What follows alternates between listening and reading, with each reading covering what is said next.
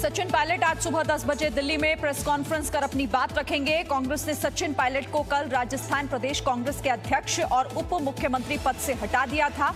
कांग्रेस ने अभी तक सचिन पायलट को पार्टी से नहीं निकाला है, ना ही सचिन पायलट ने अब तक पार्टी छोड़ने की बात कही है।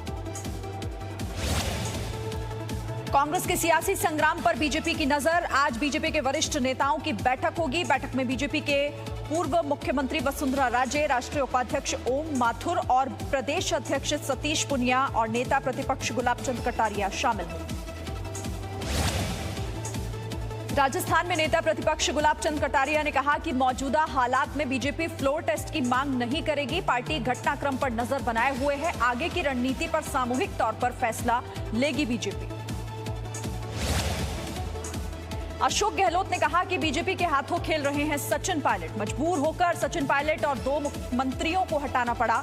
इस फैसले से आला कमान समेत कोई खुश नहीं है। गहलोत ने कहा कि मैंने तीनों साथियों की कोई शिकायत हाईकमान से नहीं की थी। सचिन पायलट ने सरकार से जो मांगा वो दिया।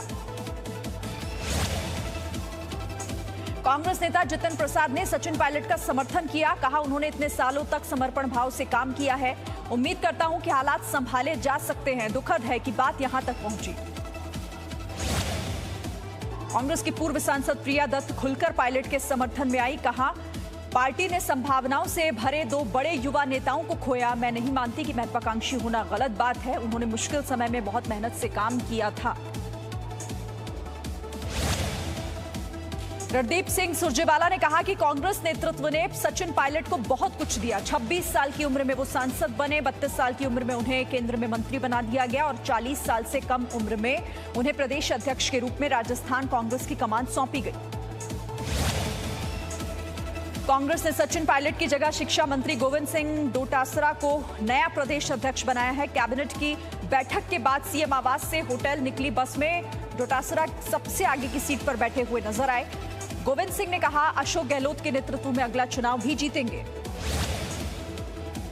कांग्रेस विधायक की बैठक में सचिन पायलट के 2 समर्थक मंत्रियों पर भी गाज। मंत्री विश्वेंद्र सिंह और रमेश मीणा को भी मंत्रिमंडल से बर्खास्त किया गया। विश्वेंद्र सिंह ने ट्वीट कर कहा आज तो 2020 था, कल से टेस्ट मैच चालू है, अब आगे देखते जाओ होता क्या है। विश्वेंद्र सिंह ने कहा कि क्या लोकतंत्र में अपनी मांग रखना या आलाकमान का ध्यान आकर्षण करना भी गुनाह है। टोंक जिले में सचिन पायलट के समर्थन में 70 से ज्यादा पदाधिकारियों ने इस्तीफा दिया। टोंक जिला कांग्रेस और ब्लॉक कांग्रेस कमेटी के पदाधिकारियों ने भी इस्तीफे सौंपे। पायलट के साथ जाने की इच्छा जाहिर की। बीजेपी ने कहा कांग्रेस 2 गुटों में बंट चुकी है। राजस्थान कांग्रेस की सभी कार्यकारिणी हुई भंग। नए प्रदेश अध्यक्ष गोविंद सिंह डोटासरा नए सिरे से करेंगे नियुक्तियां। प्रदेश से लेकर जिला और ब्लॉक स्तर पर नए सिरे से होंगी नियुक्तियां। सेना में नवासी ऐप्स पर बैन लगाए जाने के खिलाफ एक लेफ्टिनेंट कर्नल की याचिका पर दिल्ली हाईकोर्ट ने सख्त टिप्पणी की। कहा कि जब बात देश की सुरक्षा की हो तो कोई कोताही नहीं बरती जा सकती। आदेश का पालन करिए या सेना से इस्तीफा दीजिए। प्रधानमंत्री नरेंद्र मोदी आज वर्ल्ड यूथ स्किल डे पर वीडियो कॉन्फ्रेंसिंग के जरिए संबोधित करेंगे। स्किल इंडिया मिशन की आज 5वीं सालगिरह है। इस मौके पर डिजिटल कॉन्क्लेव आयोजित किया गया है। प्रधानमंत्री नरेंद्र मोदी केदारनाथ धाम के विकास कार्यों की समीक्षा बैठक करेंगे आज। ये बैठक वीडियो कॉन्फ्रेंसिंग के जरिए सुबह 10 बजे होगी। बैठक में मुख्यमंत्री त्रिवेंद्र सिंह रावत सहित केदारनाथ धाम के पुनर्निर्माण से संबंधित अधिकारी भी मौजूद रहेंगे।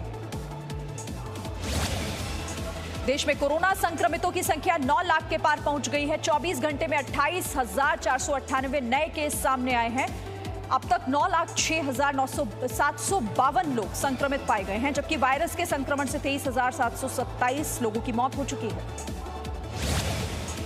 हालांकि देश में राहत की बात यह है कि 5,71,460 लोग इलाज से ठीक हो चुके हैं। भारत में संक्रमण से ठीक होने वाले मरीजों की दर 63.2% है। इस वक्त 3,11,565 कोरोना संक्रमितों का इलाज जारी है।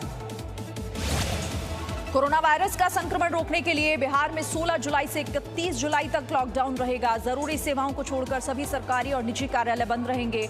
बिहार में कोरोना संक्रमण के मामले बढ़कर 17,959 हो गए हैं। 1,317 मामले पिछले 24 घंटे में ही सामने आए। भारत में कोरोना वायरस की वैक्सीन का मानव परीक्षण शुरू हो गया है। भारत बायोटेक और सीरम इंस्टीट्यूट नाम की दो कंपनियां एक हजार मरीजों पर अलग अलग परीक्षण कर रही हैं। Indian council for medical research ने दावा किया कि दुनिया में वैक्सीन बनाने की दौड़ में भारत आगे चल रहा है। मुख्यमंत्री अरविंद केजरीवाल ने दिल्ली में दूसरे प्लाज्मा बैंक का उद्घाटन किया। ILBS अस्पताल के बाद LNJP अस्पताल में दूसरा प्लाज्मा बैंक बनाया गया है। मुख्यमंत्री ने कहा कि दिल्ली में मृत्यु दर में कमी की बड़ी वजह प्लाज्मा है। असम में बाढ़ की वजह से अब तक 75 से ज्यादा लोगों की मौत हो चुकी है। असम के 27 जिले के 22 लाख लोग बाढ़ से प्रभावित हैं। बारपेटा जिला में बाढ़ की वजह से हालात सबसे ज्यादा खराब हैं। गुवाहाटी जिले के निचले इलाकों में बाढ़ का पानी भरता जा रहा है। ब्रह्मपुत्र नदी का जलस्तर बढ़ता जा रहा है। मध्य प्रदेश के डिंडौरी जिले में सिवनी और सोन तीरथ नदी में बाढ़ बढ़ गई है। यहां पर सिवनी में सभी नदी नाले उफान पर हैं। बाढ़ का पानी पुल से करीब 5 फीट ऊपर से बह रहा है। कई गांवों का संपर्क जिला मुख्यालय से टूट गया है। नदी नाले उफान पर होने की वजह से नर्मदा नदी का जलस्तर भी काफी तेजी से बढ़ रहा है। नर्मदा तट के किनारे स्थित छोटे मंदिर और घाट भी डूब गए हैं।